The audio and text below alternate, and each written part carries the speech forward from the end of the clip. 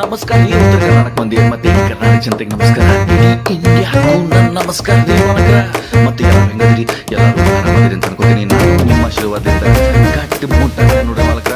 ಮತ್ತ ಇವತ್ತ ಸ್ಪೆಷಲ್ ಅನ್ನ ಏನಾಗಿ ಅಂದ್ರೆ ಮಾರ್ಕೆಟಿಂದ ತೋತಾಪುರಿ ತಂದಿದ್ದೀನಿ. ಸೊ ಅದಕ್ಕೆ ಉಪ್ಪು ಖಾರ ಹಾಕಿ ಉಪ್ಪು ಮಾಡಿಬಿಟ್ಟು ಅದನ್ನ ಮತ್ತ ಆಮ್ಯಾಗ ಏನೈತಿ ಈ ಕಡೆ ಸೈಡ್ ಬೆಂಡಿಕಾಯಿ ಪಲ್ಲೆ, ಮತ್ತ ಅದ್ರ ಬಾಜುಕ ಬದ್ನಿಕಾಯಿ ಪಲ್ಲೆ, ಮತ್ತ ಅದ್ರ ಬಾಜುಕ ಸೌತೆಕಾಯಿ, ಮತ್ತೆ ಗೊತ್ತಲ್ಲ ನಿಮ್ಗೆ ಉತ್ತರ ಕರ್ನಾಟಕ ಫೇಮಸ್ ಜವಾರಿ ರೊಟ್ಟಿ, ಮತ್ತ ಮಸ್ತ್ ಮಸ್ತ್ ಚೆನ್ನಂಗಿ ಬೇಳೆ, ಚೆನ್ನಂಗಿ ಕಾಳು ಸಾರು ಮಾಡಿದ್ರು.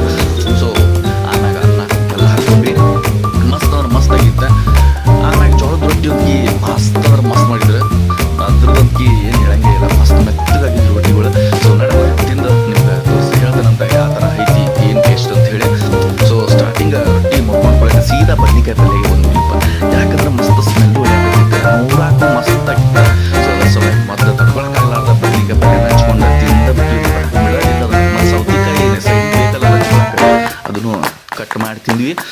ಮಸ್ತ್ ಅಂದ್ರೆ ಮಸ್ತ್ ಆಗಿತ್ತ. ಮತ್ತೊಂದ್ಸರಿ ರೊಟ್ಟಿ ಮುರ್ಕೊಂಡು ಈಗ ಸೀದಾ ಬೆಂಡಿಕಾಯಿ ಪಲ್ಯಕ್ಕೆ ಹೋಗ್ಬೇಕಲ್ಲ. ಮತ್ತೆ ಬೆಂಡಿಕಾಯಿ ಪಲ್ಯನೂ ಮಸ್ತ್ ರೊಟ್ಟ್ಯಾಗ ಮುದ್ದೆ ಮಾಡಿ ಬಾಯಿ ಒಳಗೆ ಇಟ್ಕೊಂಡ್ರ ರುಚಿ ಕೇಳಬೇಡ. ನಾನು ಹೇಳಕ ಸೌಂಡ್ ಕೊಡಾಕತ್ರು ನೀರು ಮತ್ತೆ ಇದೇ ಥರ ನೀವು ನಿಮ್ಗೆ ರೆಸಿಪಿ ಇಷ್ಟ ಹೇಳ್ರಿ.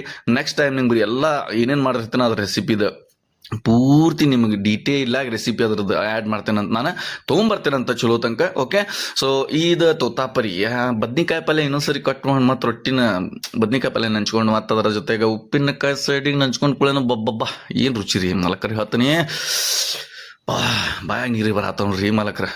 ಮತ್ತು ಎಲ್ಲಿಂದ ವಿಡಿಯೋ ನೋಡಾಕತ್ತೀರಿ ಎಲ್ಲರೂ ಕಮೆಂಟ್ ಸೆಕ್ಷನ್ ಕಮೆಂಟ್ ಮಾಡಿರಿ. ಮತ್ತು ಇನ್ನೊಂದೇನಪ್ಪ ಅಂದ್ರೆ ಲೈಕು, ಶೇರು, ಕಮೆಂಟು, ಸಬ್ಸ್ಕ್ರೈಬು, ಮತ್ತು ಇನ್ಸ್ಟಾದಾಗಲಿ ಫಾಲೋ ಮಾಡಿರಿ, ಫೇಸ್ಬುಕ್ದಾಗಾದರೂ ಫಾಲೋ ಮಾಡಿರಿ.